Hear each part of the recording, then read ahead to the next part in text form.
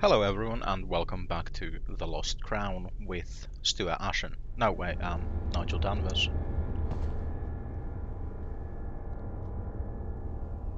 So the task for today is to explore the Museum of Saxton and hopefully to have tea with Nanny Noah. The Three Kings of Saxton. History tells us that three Anglo-Saxon men ruled the area we now know as Saxton from the 5th century. They were Aldwulf and his two sons Ganwulf and Pendred. Aldwulf made the briny seaside his kingdom, with Pendred based in Ulcombe.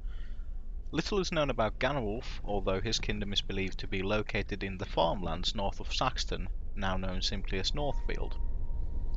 Arriving in wooden boats after the departure of the Romans, these men were highly skilled in craft, land management and animal husbandry. The existing tribes of Anglia required strong, knowledgeable and supportive rulers, so the established way of the northeast Europeans proved invaluable.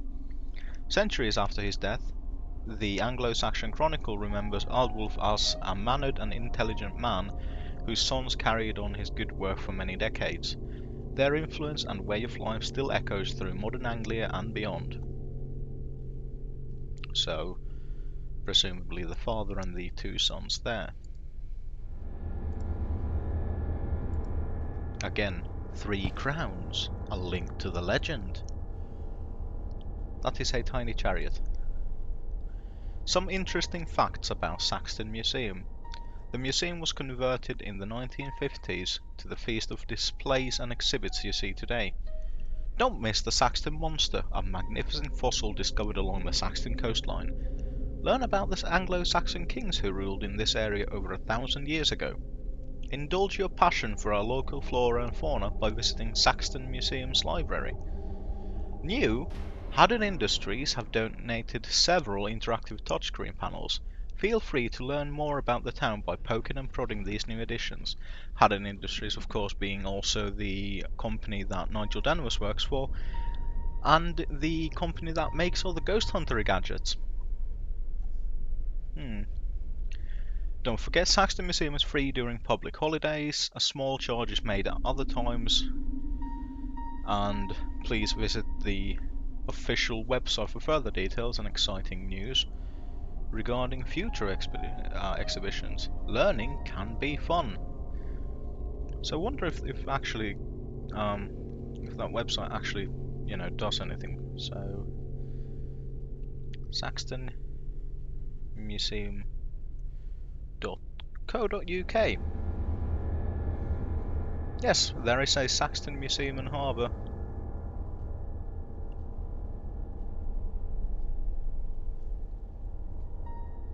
Crikey, there's a whole fucking page.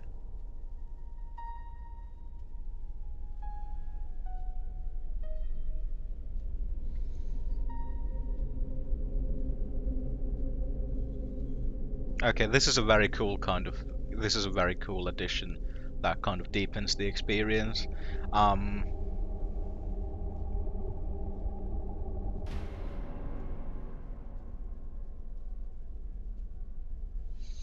It's even got these little cool little like fake ads that you see everywhere. You know, the 27 tricks your beautician doesn't want you to know. It's very cool. I really like, kudos to Jonathan Boakes and the Darkening Room. Don't forget to explore the mystery surrounding the Saxton skeleton.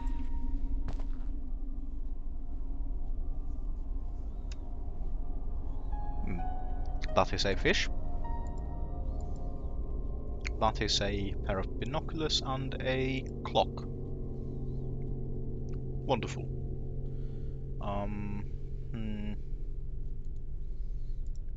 So Saxton Museum, go on. Okay, so we're currently in the Room of Local Oddities, so I think the direction we need to go is here to kind of follow through the exhibits.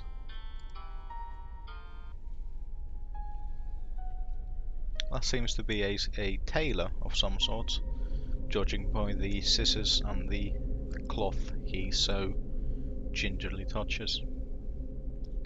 Northfield 1602. So there, presumably the Northfield Church and the Northfield Town, which is no more.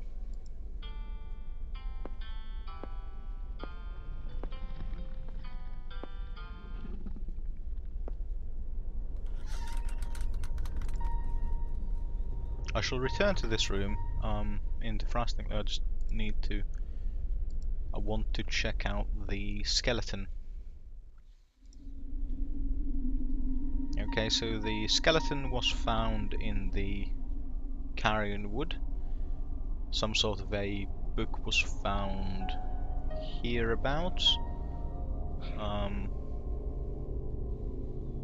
sickle found in the Ager house. Okay, so that's Raven Lane. That's to the trains to the church. So that's just a different part of the Carrion Wood, I would assume. Or Northfield. And a hat found in a field.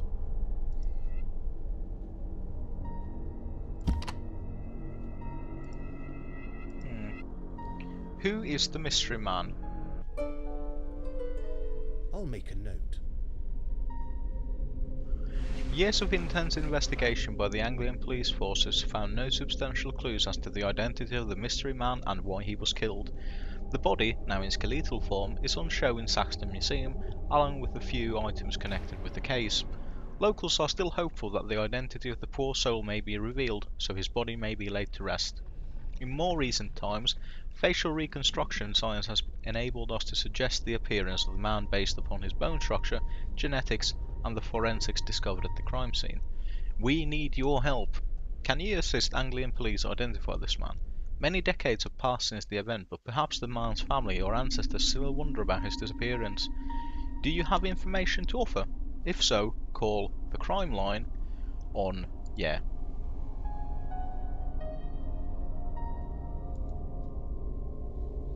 The weapon. A rusting scythe was found 3 days after the body near Ravens Lane and Ager House. William Ager, resident, was questioned by the police but released without charge. A battered hat. A dirty miller's hat was discovered on the boundary of the woods some time after the murder. It is unknown whether this item has any connection with the crime. Did it belong to the mystery victim? A guidebook.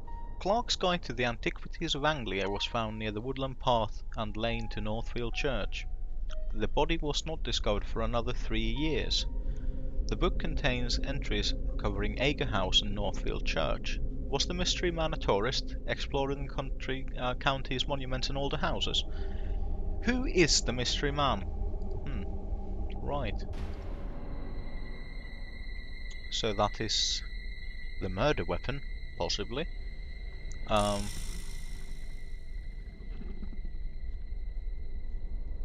Very clearly a sickle, not a scythe, but... Ager House, Raven Lane, Northfield. Ager House. Nestled in the leafy lanes of Northfield, the Ager farm is a distinct reminder of times gone by. Standing proud alongside Carrion Wood, the house and surrounding farmland predate the Black Death. Sadly, the farm is one of only a few buildings left to show where the village of Northfield had its centre. Okay, so the centre of the village was actually there, near the Ager House. The house itself is currently occupied, but admission was refused by the current owner, which back then was William Ager. Northfield Church. Northfield Church stands overlooking the Great Fenland to the north of Saxton. Away from the briny water, the forests and ferns have been allowed to flourish. The church itself is an architectural oddity, with pagan roots and a commanding Norman tower. The inside also offers a few wonders for the wandering enthusiast. The effigy of Nicholas Gurney dominates the chapel. Visiting the church is no easy task, as it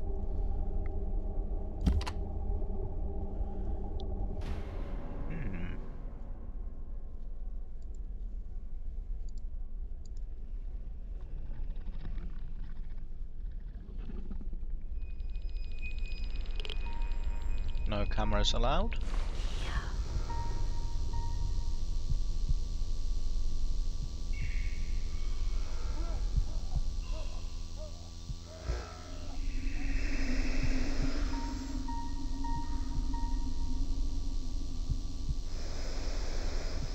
There's definitely something. I should listen to the recording.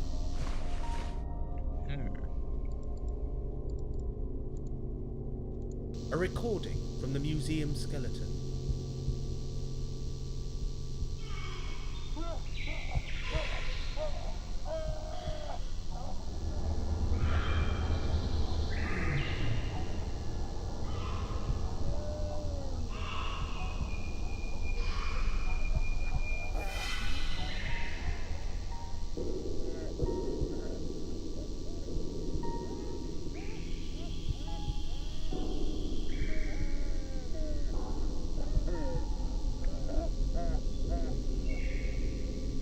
There's muffled voices, moaning or something, and loud bangs.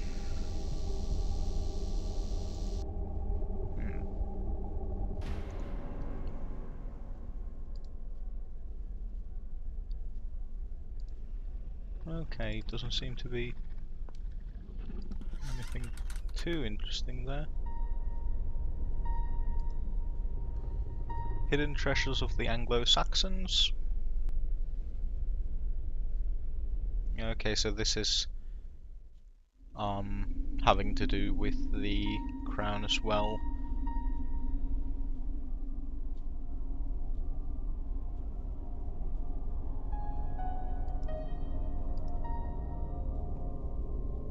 There's a hole in the map. So let's see, so there's the bear, which means that's Harbour Cottage, of course. Sedgemoor Station, that would then be the Saxton Station, of course. So from here, Martello Tower, next door, then through the cave. So that means that this road leading to Olcombe is the one that goes past the Celtic Corner, and where we haven't actually been yet. We haven't been to Olcombe yet. Here's Northfield, there's the church, the Carrion Wood, and there's Barrow Downs and more Carrion Wood there. I wonder if The museum surveillance can't see me from here.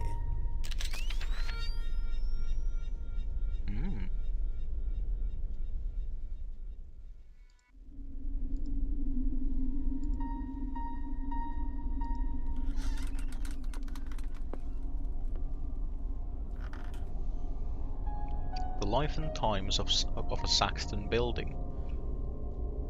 I think The bear, next to the harbour. That's Harbour Cottage.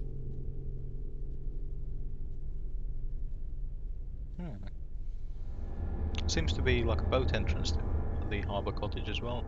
All the buildings of Saxton have undergone many changes over the passing centuries, none more so than the humble Harbour Cottage. Perched on the edge of the inner harbour wall, the cottage was once the winching store, which housed a complex series of gears, pulleys and ropes. Fishing boats would sail into the archway to the rear of the building and unload their briny catch. In later years, the archway was walled up, with the small building converted to a dwelling for visiting fisherfolk and those seeking shelter from the harsh North Sea. By now, the building had two floors, one for storing boats and equipment, and an upper level for accommodation. A treacherous open trapdoor joined the two. The building's later history is more mysterious. It came under the ownership of Eduardo de Molina, or Edward Molina, whose journal we've actually read in, I believe, the first episode, well, the first part, or the second. A well-heeled merchant from southern Spain.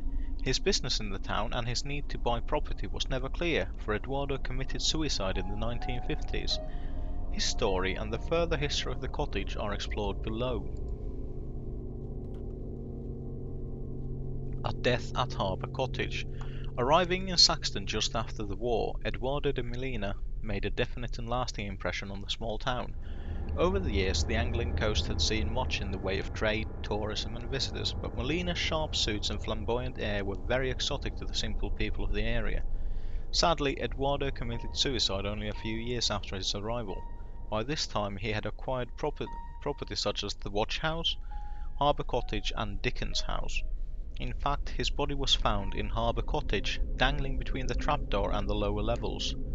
It is not known why Eduardo had chosen to hang himself in such a fashion, but local gossip hinted that he had experienced a great disappointment a few days before his death. It is believed that he had been searching for something connected with his family or business. So, 1800 to 1950? Looked like that with the entrance there. 1950 to 2007 and onwards, the entranceway has been bricked up, and I would assume that the second, the kind of the level with the kitchen and bathroom have also been redone. And that, I think, is a diagram of the kind of boathouse part.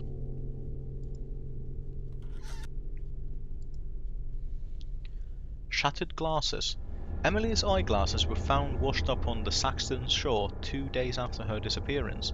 No sight nor sound has ever been reported of Emily, although her father searched the county for many years. What did happen to Emily? Was she abducted? Did she wander into the Saxton caverns and lose her way? Did she fall from the cliff top by the old boat store?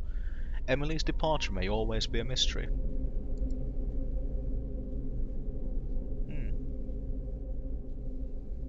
Doesn't seem to be an interaction with those, which is...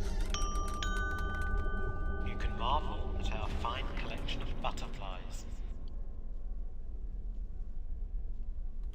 Oh, butterflies! Oh, right. The Saxton Caverns. This natural warren of caves and tunnels has existed since prehistoric times and has attracted geologists, archaeologists and paranormal enthusiasts. Some say it is near impossible to measure the exact length of the caves, as they appear to change with each visit. A polite warning to the curious. The local police encourage visitors to visit the first few meters of the cave, but not to venture any further. It is all too easy to become disoriented in the dark, damp and deep caverns. Enjoy the caves, but do not put your life or loved ones at risk. Customs and superstition. The fisher folk, townspeople and visitors have reported hearing a woman's voice emanating from the cave entrance on dark afternoons.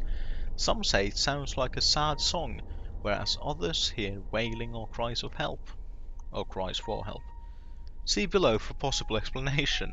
Ghosts! Emily Travers. In the 1940s saw tragedy in the Saxton Caverns. Emily Travers, daughter of the local doctor, is thought to have perished in or near the caves after being overcome by the strong Anglian tides. Although her body has never been discovered, her spectacles were discovered washed up on the beach some days after her disappearance.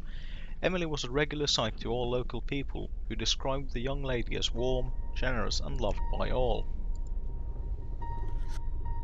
Some believe it is Emily's voice which has been heard calling from the Saxton Cavern, nicknamed the Siren's Cave, or singing on the spring breeze. Local fisherfolk refuse to leave the harbour if the sound of Emily's voice is heard. They believe she is attempting to warn them of impending doom on the North Sea. Fisherfolk the world over are highly superstitious people. They do work a fucking dangerous job though. Even today, Emily's presence is felt around the town. A keen botanist, Emily was often to be found exploring the woodlands and cliff tops around the town, looking for rare plants and flowers. Some say it was her inquisitive nature which led to her untimely death. On further note, Emily's beloved squire, a terrier, is often seen around the town. The lovable animal was said to search the town for his kindly owner. He died exactly 1 year after Emily's death. Okay. Fair enough. Take the weight off your feet and watch our film about the town.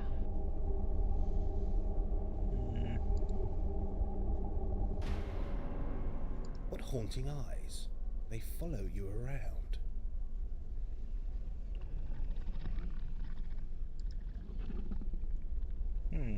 A Viking longship. A small library as well.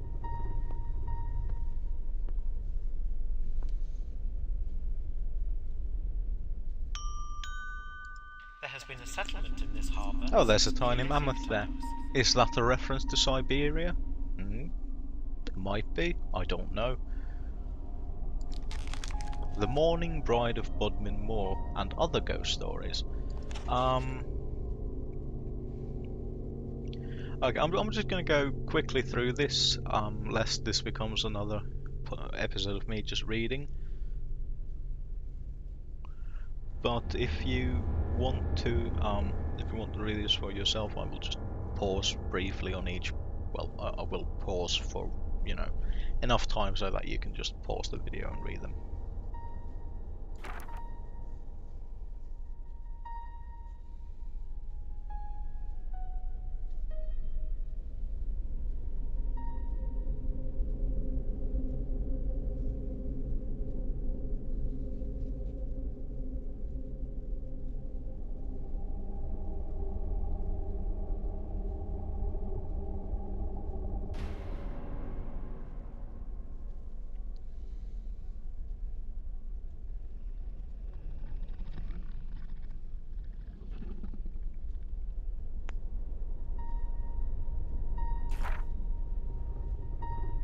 Okay. Revised from a collection of stories first published in Darkfall 2 Lights Out. Another game, of course, by Jonathan Boakes, and The Darkling Room. The Lost World of Doggerland.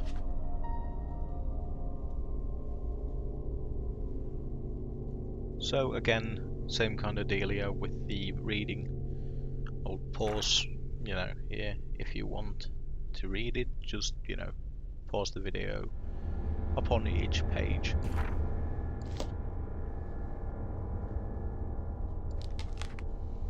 Olden Families of Anglia. Chapter 3, The Rossets. Rosset, pronoun Rossit. Noun, a moderate to strong brown, a coarse reddish brown to brown homespun cloth, a winter apple with a rough brownish skin.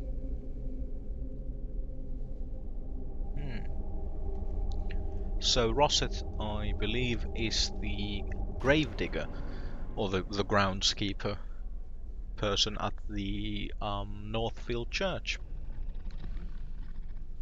The earliest mention of the Rosset family tree in Anglia is from the Domesday Book of 1086, covering Saxton. The entry states that the Rossets owned and farmed the land between Carrion Wood and Saxton.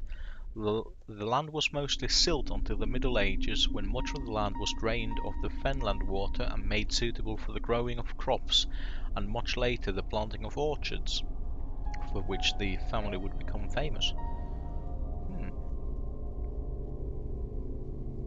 Hill House at Olcombe became the family home after the construction was completed in 1547. The house stands on the original site of the Rosset home, of which no record survives. Many believe the crypt at Olcombe Church joined the original house by a series of passageways and tunnels. Local legend tells of smuggling and piracy along that stretch of the coast, but nothing has been confirmed. It is known, however, that many members of the family died during both the Black Death and the Great Plague. In later years, the Rosset family spread beyond the borders of Anglia, some emigrating to the shores of Canada, Australia and America.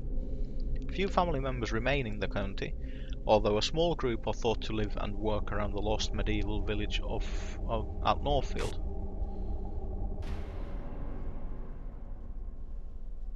Well, these cheery people are the Aegis, which, even for like creepy olden time pictures, look at this. Just compare and contrast. There's a man with a sickle. There's a book holding man. There's a bloke with a crucifix. And of these people, this one seems the most kind of affable. Fucking hell. So, Ager, pronounced Ager, noun piece of land or field, preacher or a holy man, collective name for members of the Crow family. Thought to be Saxon in origin. Once a large, wealthy and well-known family, the Agers have since vanished from Anglia completely. Partial emigration during the Victorian era saw many leave these shores to benefit from rich opportunities in the colonies. Of those that remained, 4 brothers figure predominantly in the area of Saxton and Northfield, where they owned a house on Raven Lane. There seems to be some historical confusion as to which brothers lived at the house and their correct ages. Thomas Ager is listed on the rood screen at Northfield Church as being rector of that parish in 1799. This seems utterly impossible given that the very same Thomas Ager appears in the family portrait of 1899. Either the brothers had a peculiar sense of humour, or Thomas Ager lived to be 100 or more.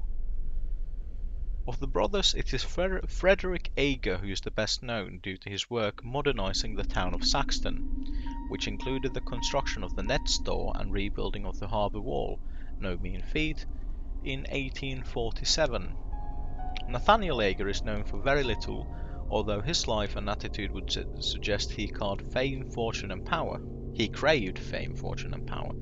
It is rumoured that a great ornate stone tomb containing his remains lays hidden beneath the huge pipe organ at Alcombe Church. The organ itself, a monstrous machine powered by steam, was designed and built by Nathaniel himself. It is also thought that construction of the organ drove the remaining family members into utter poverty. So, the last of the family line, William Ager, died alone, unloved and poor at the family home in Northfield, babbling out a great secret that he must share. Of its validity and importance to Saxton, Ager was most insistent. Sadly, William died during the night of a terrible fever before he was able to share his burden. Academics have theorized that William and his brothers were connected to the legend of the last Anglo-Saxon crown, but it has never been substantiated. Wanna guess what it's gonna say? 3 The crowns. Three crowns. A link to the legend. Olden Families of Anglia, Chapter 5, The Gurneys.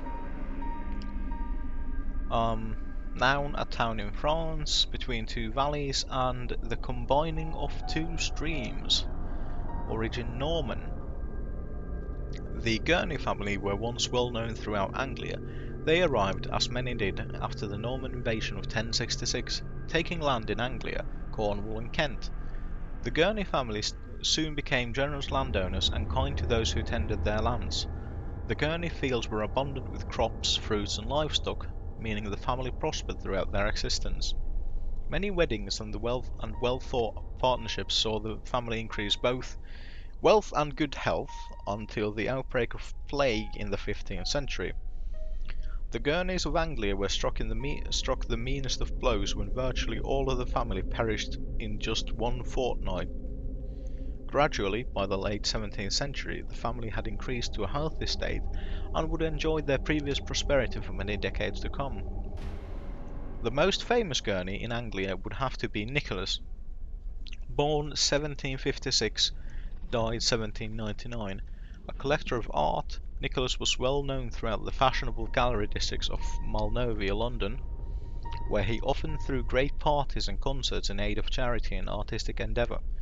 Fancying himself as an adventurer, Gurney was an impassioned student of antiquities both at home and abroad.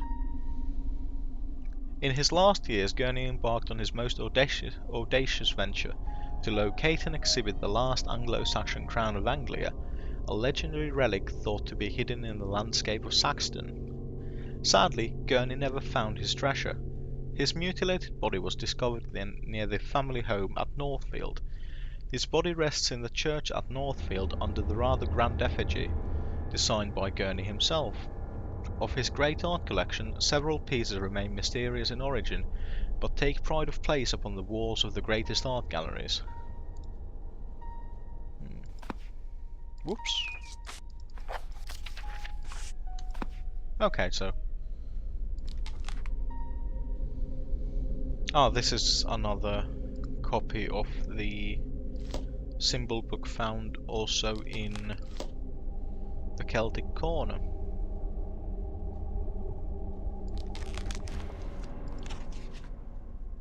Okay, I'm not gonna... Again, I'm just gonna glance over this, but if you want to read it, I shall pause.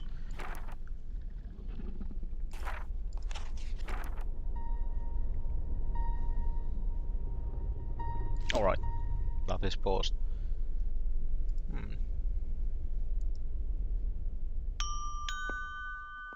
The museum? The museum will be closing in 10 minutes. Christ!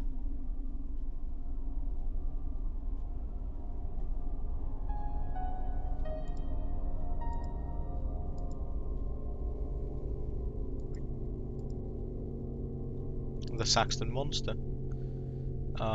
Record.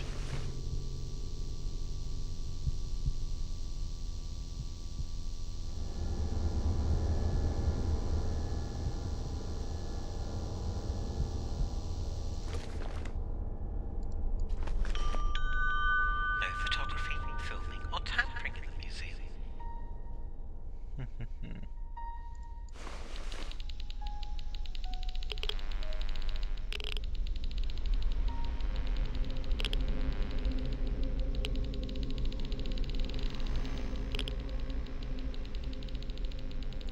Okay, so...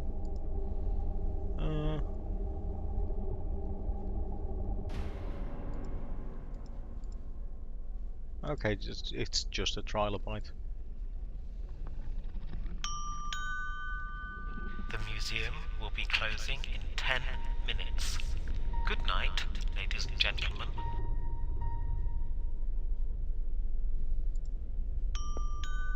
Many archaeologists believe there is treasure hidden out there. So, Spivey's scope in 1892, Walter Spivey, famed sea captain, found himself lost in a thick North Sea fog and heading for the rocks near the Martello Tower. Using his trusted telescope, Spivey was able to spot the church tower at Alcombe peeping out from over the grey spectral mists. Swore that his telescope would bring good luck to all that had the good fortune to employ its uses. Fair enough. A lucky telescope. Yeah, thank you.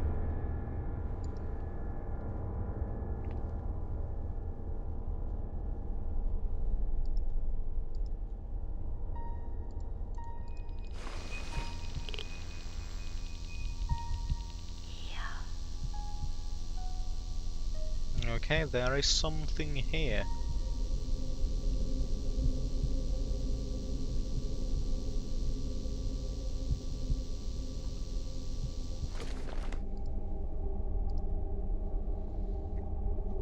The helmet is thought to belong to Ganwulf, son of Aldwulf and brother to Pendred, so one of the three kings. Prod.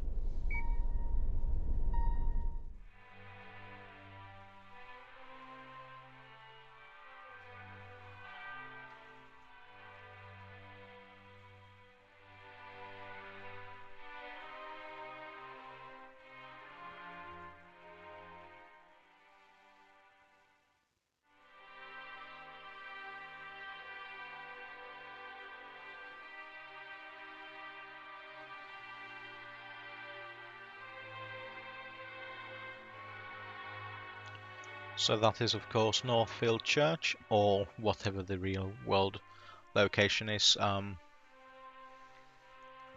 The games of you know. I think this might actually be footage shot by Jonathan Boakes himself when he was when making the game.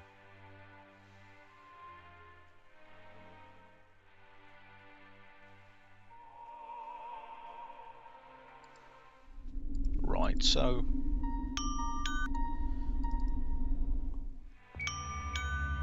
The museum is based in Saxon's Old Town Hall, built around 1890.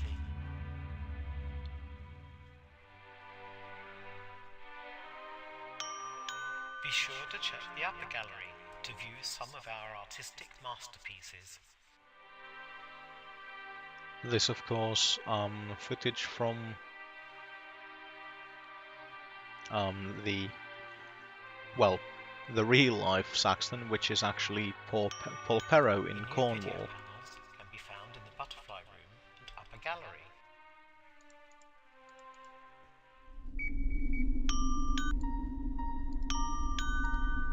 The museum is open from 11 AM to 6 PM, except on public holidays. Mhm.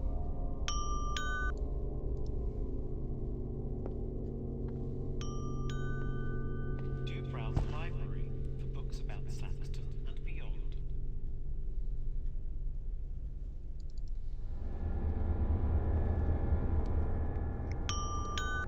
Yes, quite.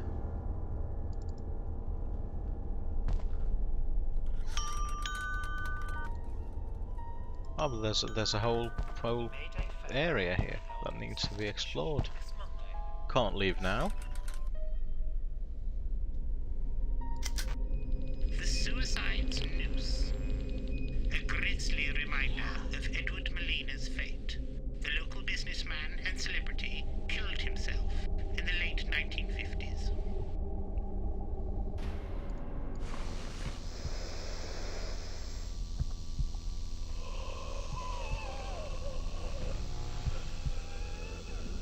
There's definitely something. I should listen to the recording. An eerie recording from the museum's Noose exhibit.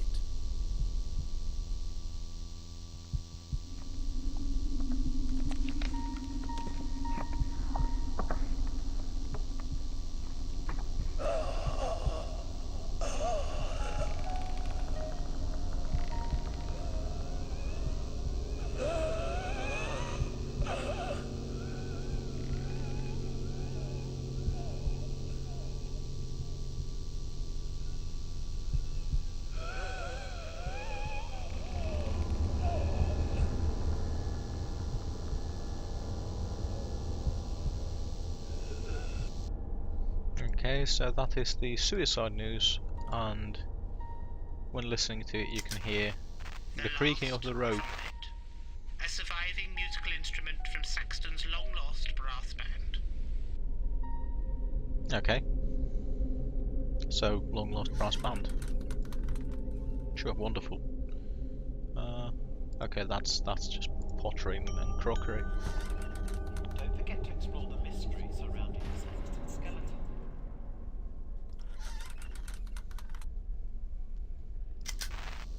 The Sax.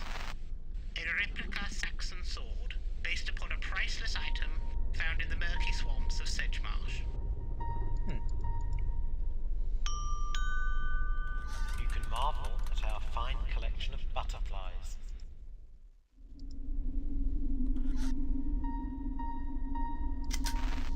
Old-time music. Old gramophone recordings donated by Wesley Russet after their discovery in Oakham Church.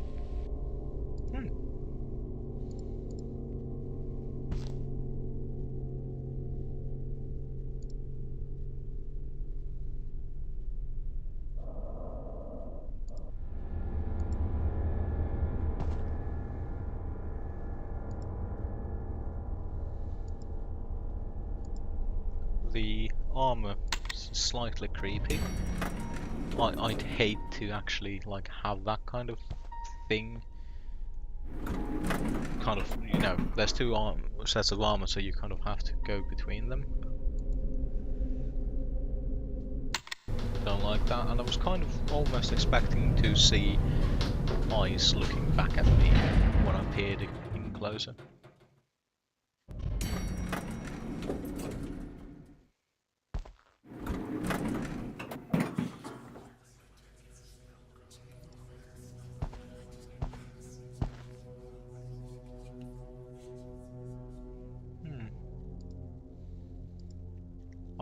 I would say that the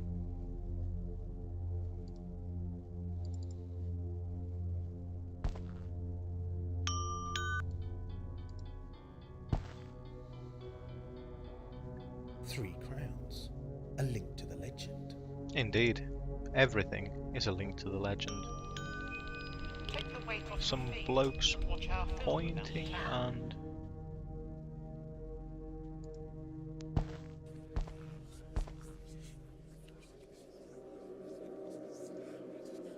The Tree of Crows.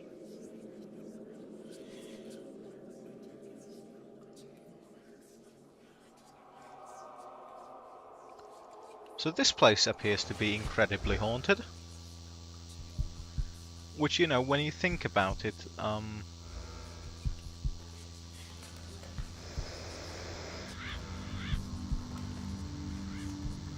There's definitely something. I should listen to the recording. when you think about it, it makes sense for a museum to be somewhat haunted. Strange sounds recorded from the Because painting, Tree what of you are Crows. essentially doing is gathering all the crap into one location.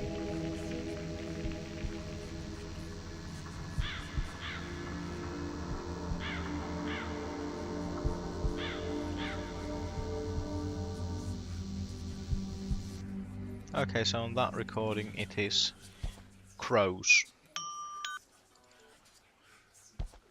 And on this level, There has been a settlement what in I this can hear harbour is since just Neolithic incredible times. amounts of whispering, which, you know, I do wish the ghosts would stop here, you know.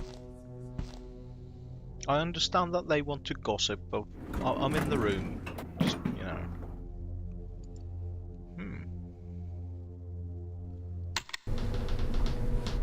There is yet another floor.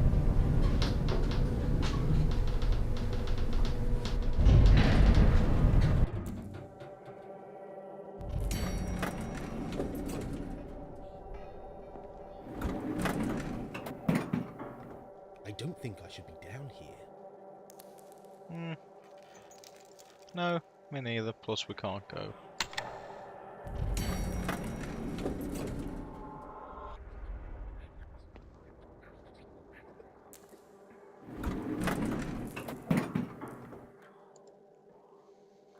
Right, well the museum has been closing in 10 minutes for a good, I think, about 10 minutes at least, so might be prudent to leave the museum for now and go say hi to Nanny Noah,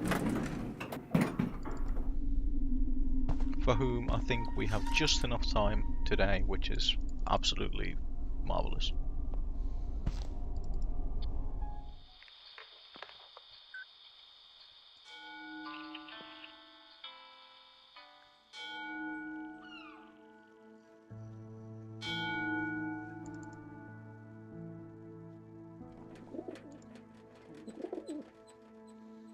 The Saxton Bell.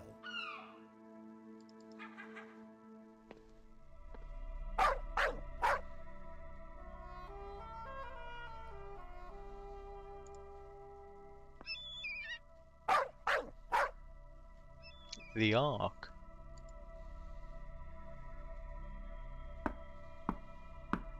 Oh, here you are. Hello, George.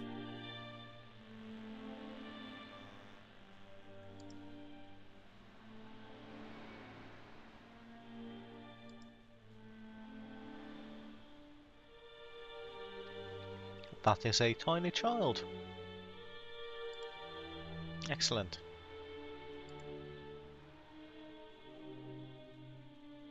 Well, sit down, boy. I'll put the kettle on. Alright then. 5 Ness, West Bangle 3, 19 miles, 1027, rising slowly. Bridlington, east northeast 1, 11 miles, 1027, rising slowly. Sangaty Light Vessels Brenton, northeast 5, 11 miles, 1027, rising slowly.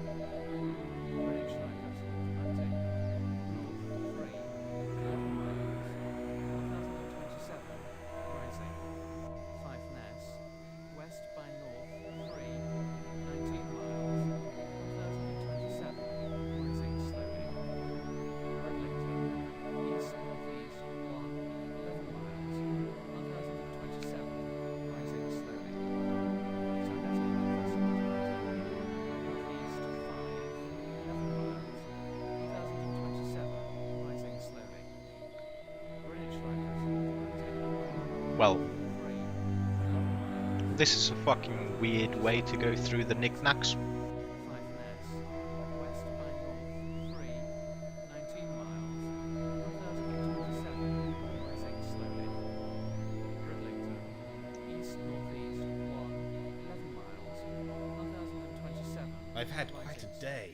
I can see. You must tell me about it.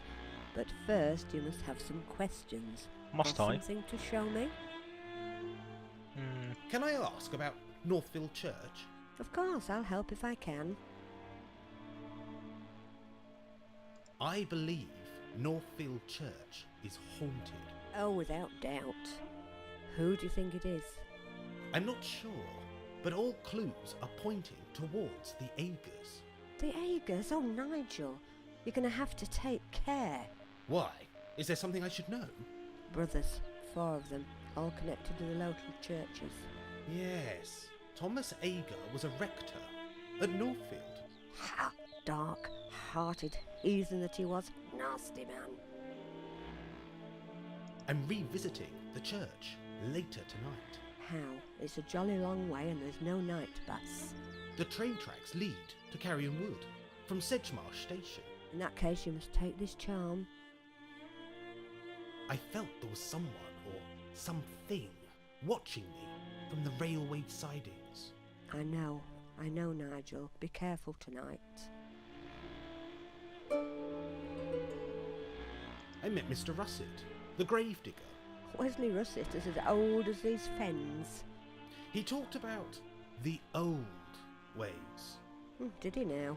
We'll have to talk about that, you and I. Have I done something wrong? No, not at all. You're just not ready for such things. May I ask about something else? Of course, I'll help if I can. You were right about the antique shop. Oh, Nigel, I told you not to visit.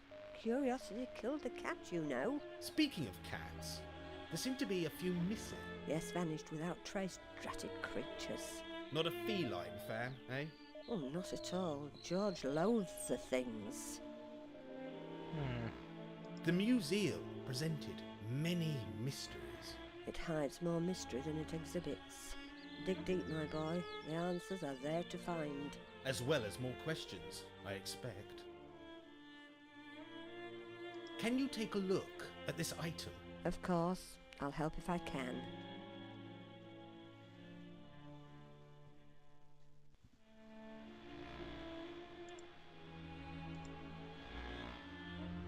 I have this from Northfield Church.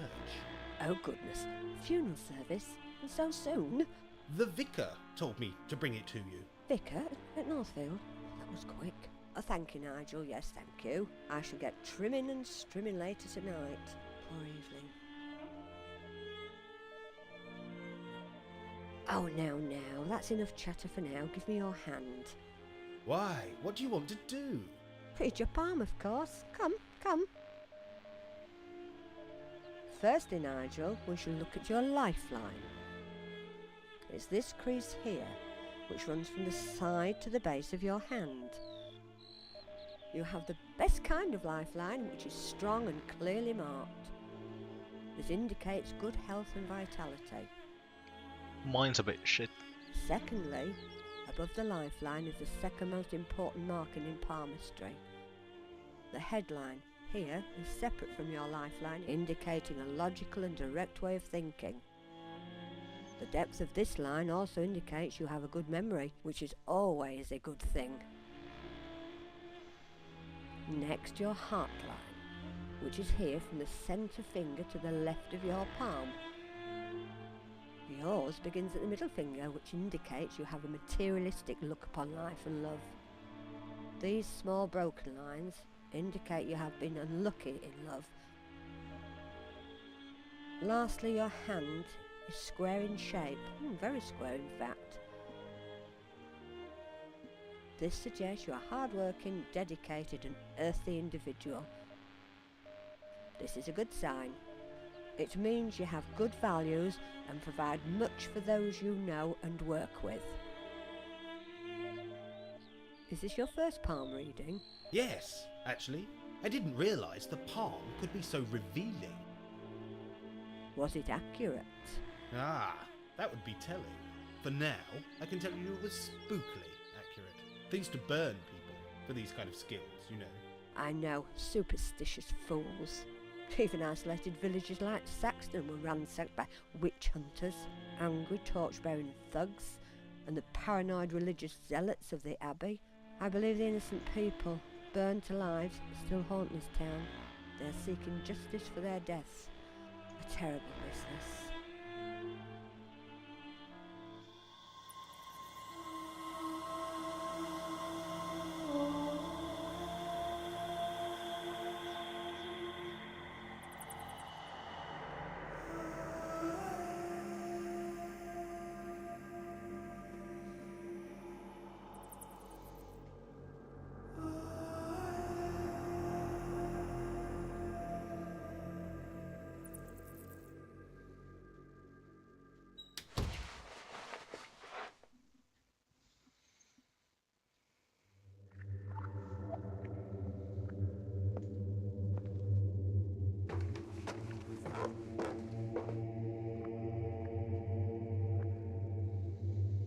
Right, so I think that's probably time to I have added any new evidence to the collection. do that, add the evidence, and then head to bed. For now, we have a clear task, because next time we will be returning to Northfield Church. Has someone been here? There's an old-timey pair of scissors, which is, you know, always pleasant. I somehow like having this nostril view of Nigel. You know, I appreciate him more as a character based on his nostrils.